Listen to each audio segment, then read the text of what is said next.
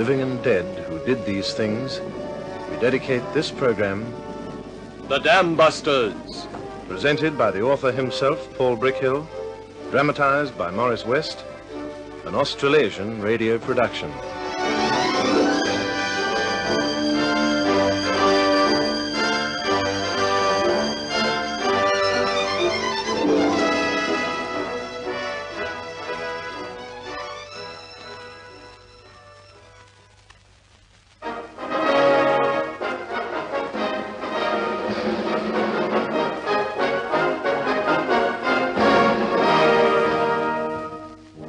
Good evening, this is Paul Brickhill speaking. Now they were given a number, Guy Gibson's men felt that the new squadron had really been born, and all of them cheerfully assisted in the christening ceremony. 617 Squadron. It was a lusty infant, but it wouldn't come of age until it had achieved its purpose, and none of them knew what that purpose was. Gibson hoped he would learn something of it when he was ordered to report to Weybridge Railway Station, where he would be met by a certain man.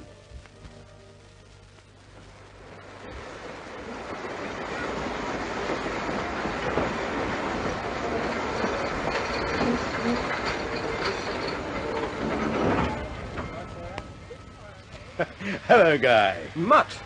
Mutt Summers, eh? Are you the man I'm looking for? Well, if you're the man I'm waiting for, I am. I've got the car waiting outside. Come on. Where are we going, Mutt? Vickers works. Vickers? Oh, I don't get it. What's all this about? Well, you'll find out. You wanted to be a test pilot for me once, remember? Sure, I remember. Seems a long time ago. And what's this, a test job? Oh, sort of. It's not for me, but it is a test job. Well, who's it for, then? For a man named Wallis. Barnes Wallis.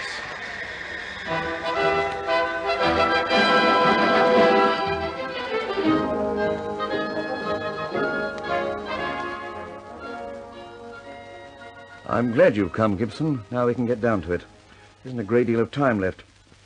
I don't suppose you know anything about the weapon. Weapon? I've never even heard of a weapon. In fact, I haven't heard much about anything. Huh? Don't you even know the target? Not the faintest idea. Oh, my dear boy. Oh, my dear boy. And that makes it very awkward. Well, after all, Mr. Wallis, if I'm the man to do the job... I know, I know, but this is dreadfully secret. And I can't tell anyone whose name isn't on this list. This is damn silly. Oh, you'll get used to that. Well, I'll tell you as much as I dare, and I hope the AOC will tell you the rest when you get back. It's nice to have someone tell me something. You'd better sit in on this too, Mutt. All right, Mr. Wallis. Well, now. There are certain objects in enemy territory which are quite big and vital to the German war effort. They're so big that ordinary bombs won't hurt them. But I got the idea for a special type of bomb which, if dropped at a certain point on the target, would destroy it by transmitted shock waves. Transmitted shock waves? I don't get that. You've seen it working in the pubs, Guy. A dozen times over. The shop halfpenny board. Remember how you get 2 or 3 pennies lying touching each other and you flick another one in behind them? The shock waves go right through them, but they all stay where they are except the front one, which goes skidding off. Well, that's the shock wave. Oh, now I get it. I thought you would. Before you go, I'm going to show you some films which show how a bomb aimed and dropped over water can be brought to land at the base of a structure. You'll have to drop my special bomb in the same way on the German target. Will we be operating over water? Yes, over water. At night, or in the early morning when it's very flat. Now, tell me, Mr. Gibson, can you fly to these limits? 240 miles an hour, at 60 feet, and still bomb accurately.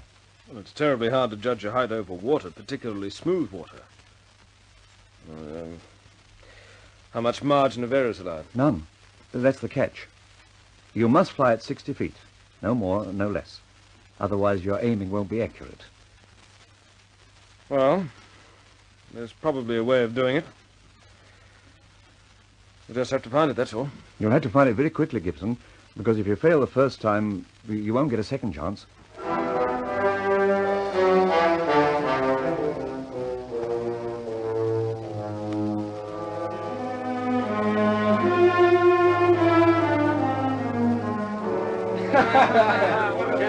How do you know what he said? Here's the group car coming in. All right, boys. Break it up. Come on, break it up. I've got some more information about this assignment of ours. I figure out what it was. Not all the information, but some of it. We've got a lot of problems to solve, and I can't solve them all by myself. So I want the benefit of your experience. If you've got any ideas, let's have them. What's the problem? Right. Here's the first problem. We will have to bomb in the early morning or late night, possibly in mist.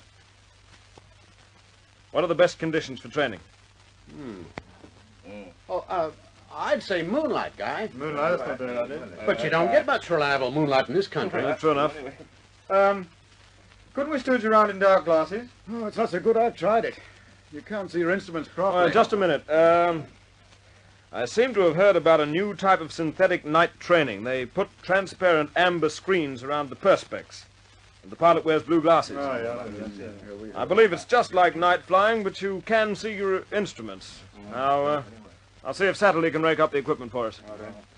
Now, the next problem is that we've got to come in over the target at 60 feet. What? 60 feet? That's blue murder, Guy. I know. But that's the way it's got to be done. Oh, hell, Guy, you can't navigate at that height. What do you mean you can't navigate? Well, when you're flying as low as that, you can't see much of the area. So you'll need large-scale maps, plenty of detail. That's another problem. With large-scale maps, you have to keep folding and unfolding. They're too big. Oh, it's all right. You can get strip maps. They put them on rollers. You know, like a window blind. Right. Now we'll settle on that. Large-scale maps in strips and on rollers. I'll organize it.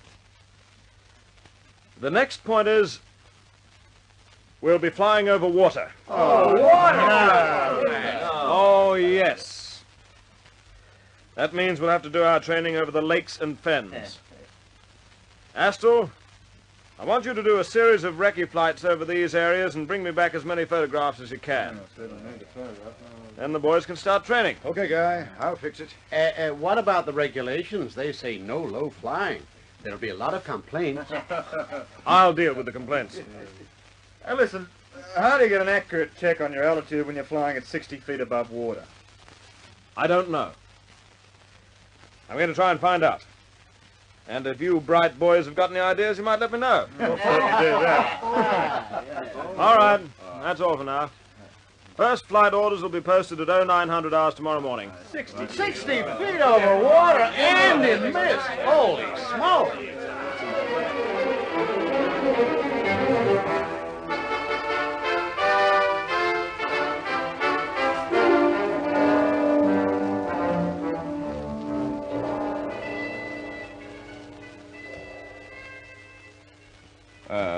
It's you, Gibson. Oh, come in. Sit down. Thank you, sir. Well, how are you making out? All right. Except for one thing. What's that? Barnes Wallis tells me we've got to come in over the target with water underneath us at 60 feet. No more, no less. Yes, that's right. There's no margin of error. I haven't yet found a way of doing it. If you work on your altimeter, you can be a long way out, especially over Germany. Yes. Yes, I know that. Anyway, we'll think of something. Now, did Wallace tell you anything about the target? No. He was very cagey about that, sir. He has orders to be cagey, as you call it. However, I'm going to show them to you now. You can't train your men properly until you know what they are. But you must keep the knowledge to yourself. You understand that? Yes, sir, I understand. Good. Right. Through here.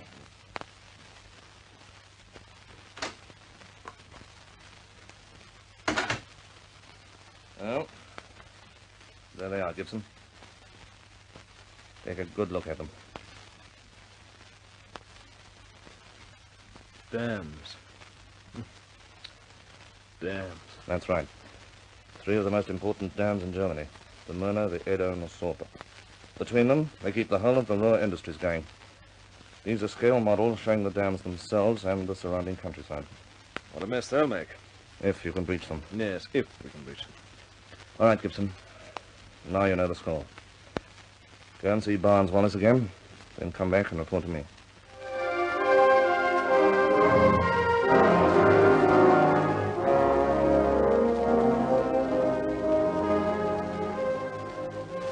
Well, Gibson, how did you get on? Cochrane gave me the full gen. It's quite a job. Can you do it, do you think? In daylight, we'd stand a fair chance. At night, I doubt it very much. And so far, we've discovered no way of flying accurately at 60 feet. Oh, we'll find some way. By the way, the code word for this operation is downward. Downward. Now remember it. Now, to take my first explanations a little further, the bombs will be aimed so that they strike through the water at the base of the retaining wall. I calculated that the first bomb should at least crack the wall, and then more bombs in the same place should make it topple over. The best times, of course, are when the dams are full. That'll be in May. You'll need moonlight. There's a full moon from the 13th to 19th of May. About 6 weeks. It's not very long to train for an operation like this. I know that, but that's all the time you've got. And you've got to be accurate. If you aim too far back, you won't breach the wall. If you overshoot, you'll hit the parapet. Will that hurt the dam? Not at all. But it'll hurt you. Your aircraft will be just 60 feet over the exploding bomb. Yes. Yes, I see what you mean. But it still boils back to the problem of flying dead level at 60 feet.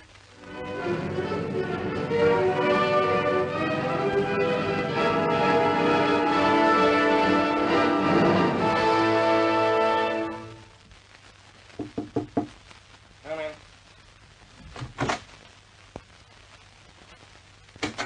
I'm sorry to be late, sir. I missed the connection from Weybridge. Had to get a special car. Did you see Wallace?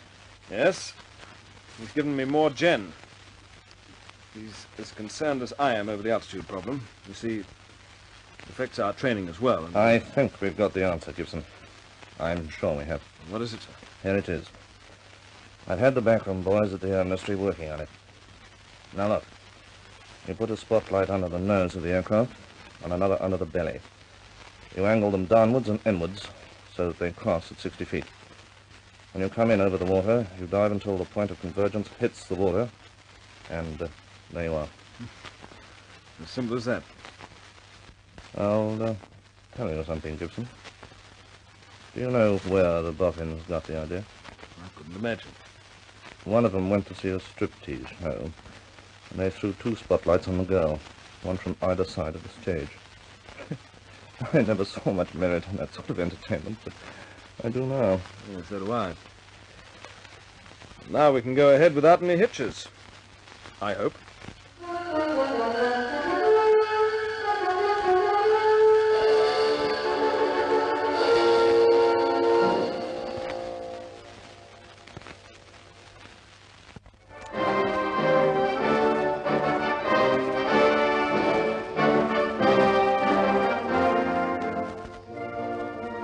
Just as the broad outline of Wallis's dam-busting scheme seemed impossible to the authorities when he first expounded it, later the detail of it seemed incredibly difficult to Gibson. But Air Vice Marshal Cochrane was not worried by difficulties. He and Wallis believed that all problems concerning this plan could be overcome, and it was the task of 617 Squadron to overcome them. Gibson was given about 6 weeks to have his crews ready to attack the Ruhr dams, sometime between the 13th and 19th of May. He broached the subject of training with the Australian pilot, Mickey Martin. Listen, Mickey, there's only 6 weeks to deadline. Oh, blazes, Guy, we've got a hell of a long way to go yet. Not quite so far now that we know how to gauge our height correctly. How are the boys going on low flying? Pretty good, Guy. A couple of the crews came in last night with branches and leaves on their radiators. That should be low enough for anybody. Have you had them out over the sea yet? Yeah, the first flights went out over the Dogger Bank today. Got themselves shot up by naval gunners and shore flat. Serve them right. We'll give them a taste of what they can expect over where we're going. Is it still like that? Sorry, Mickey, it's still like that. Any other problems? Yes, and this one's a big one. The boys have been practicing low-level bombing on the range at Wainfleet. At 60 feet, the drops aren't at all accurate. The boy's fault or the bomb sight? The bomb sight. I've tested it myself. At that level, there's a big margin of error. Oh, I don't like the sound of that, Mickey. I better talk to Cochrane about it. Tell me one thing, Guy. Yeah? I've been on a few trips in my time, but there's never been one that's had so much briefing or preparation. Now, why is that? Because it's so big, Mickey, it could shorten the war by years, and because if we miss the first time, we'll never get another crack. I'll be away for 24 hours. Keep the boys at it while I'm gone. And for Pete's sake, get us a new bomb sight.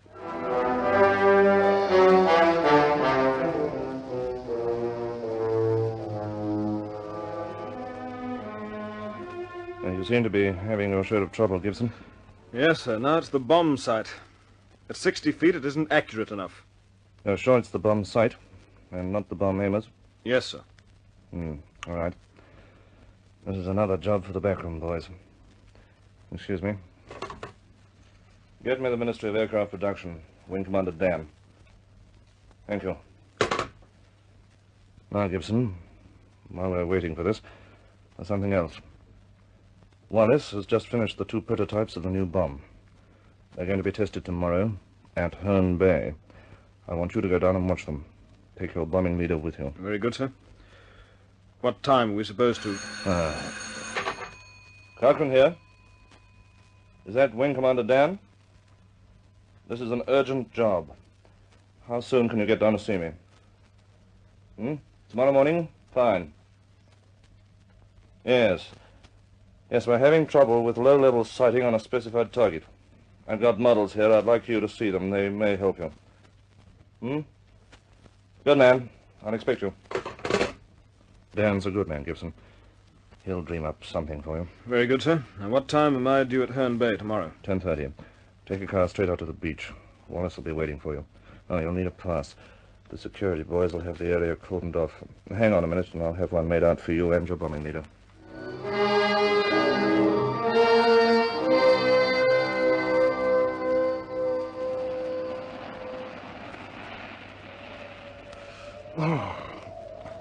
Sorry to get you up so early, Gibson, but the tide's up, and that's the right time. We want to walk out at low tide and see how the bomb stands up to the shock of dropping. And what's the aiming point?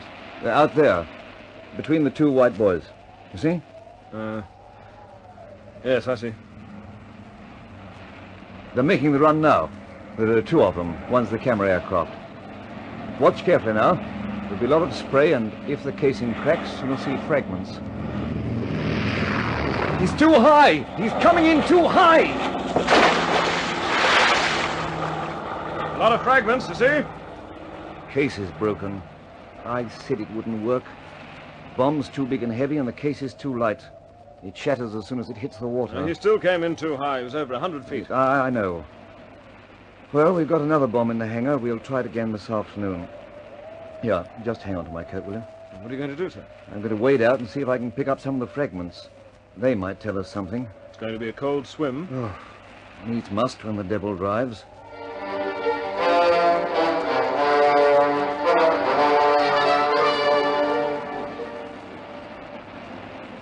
They're making a better approach this time.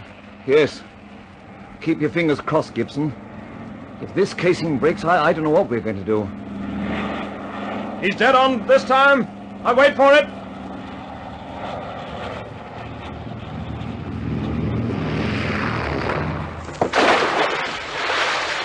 It held!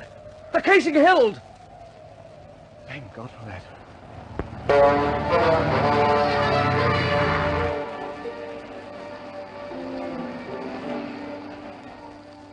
Hello, Chiefy. Like a lift? Oh, I would indeed, Miss Lehman.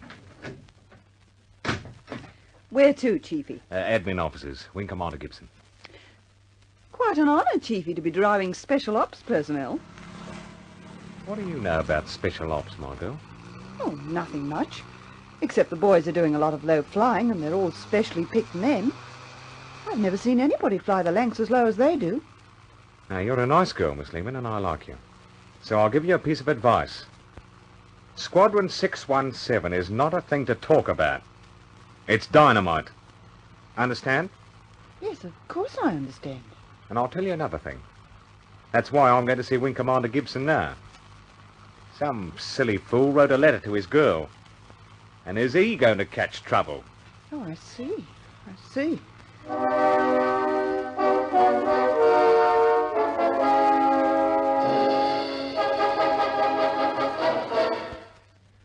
Well, there you are, sir. There's the letter. The censors picked it up last night. The passages have been marked in blue. Oh, show me. The aircraft have been flying low with special night aids for some special operation. Who is this ruddy fool? One of the fitters, sir. What sort of a man is he? Oh, he's a good type, sir, and a good fitter.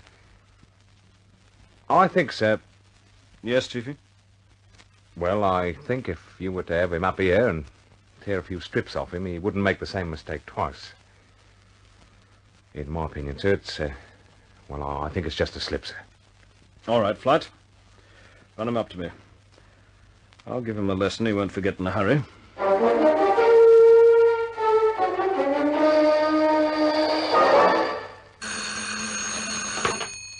Gibson here. Oh, this is security here, sir. Yes? As you know, sir, we're tapping all telephone calls. Yes, I know that. A call was made last night to a girl in London. One of my personnel? Yes, that's right, sir. Aircrew. Well, don't mention his name on the phone. Send it around to me in an envelope.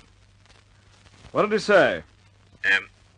Sorry I won't be down tomorrow night. I'm flying on special training. Is that all? Yes, that's all, sir. Right.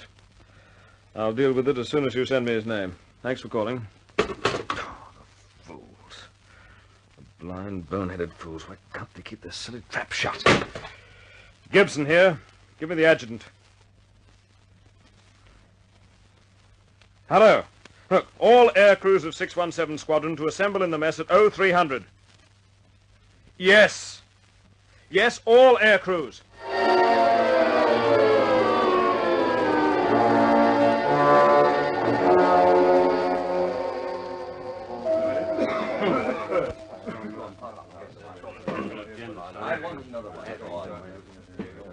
All right, chaps. Break it up. I want to talk to you. You there. Stand up on the table. Who? Me? Yes, you, pilot officer. Go on, stand up on the table.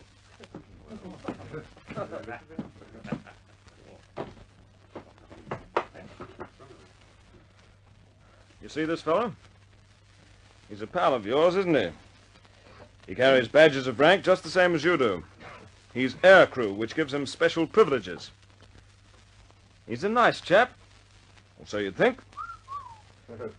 He's got a girlfriend in London. Probably carries a photograph around in his pocket. Oh, of course he does. Yeah. She probably thinks he's the last word in heroic British manhood.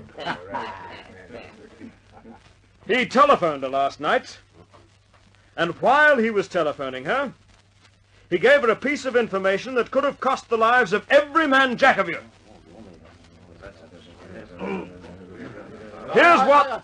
Here's what this man said.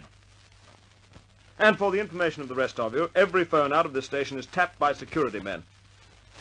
This is what this clot said to his girl. Sorry, I won't be down tomorrow night. I'm flying on special training. Harmless, isn't it? I'll show you how harmless it is. The girlfriend babbles in a bar or where she works about a hero who's doing special training. An enemy agent hears it, he traces it to this station.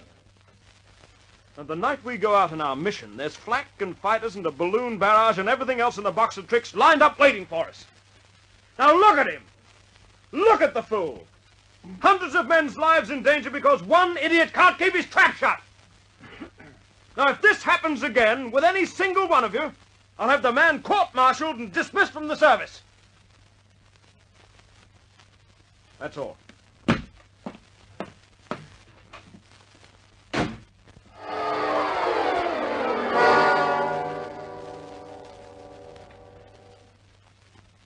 Well, sit down, Gibson.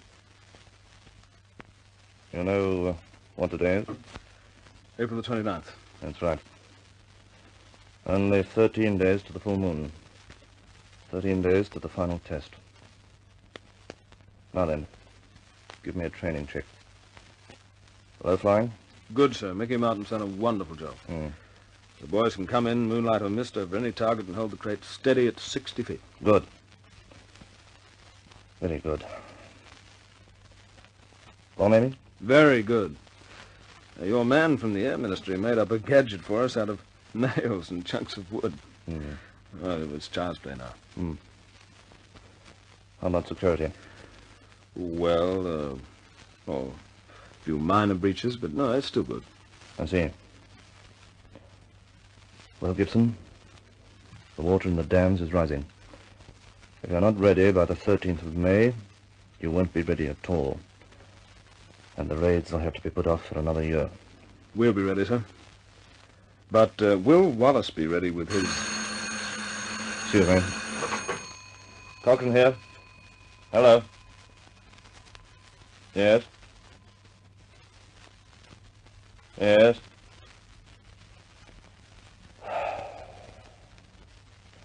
I see. Thank you very much. That was Wallis on the line.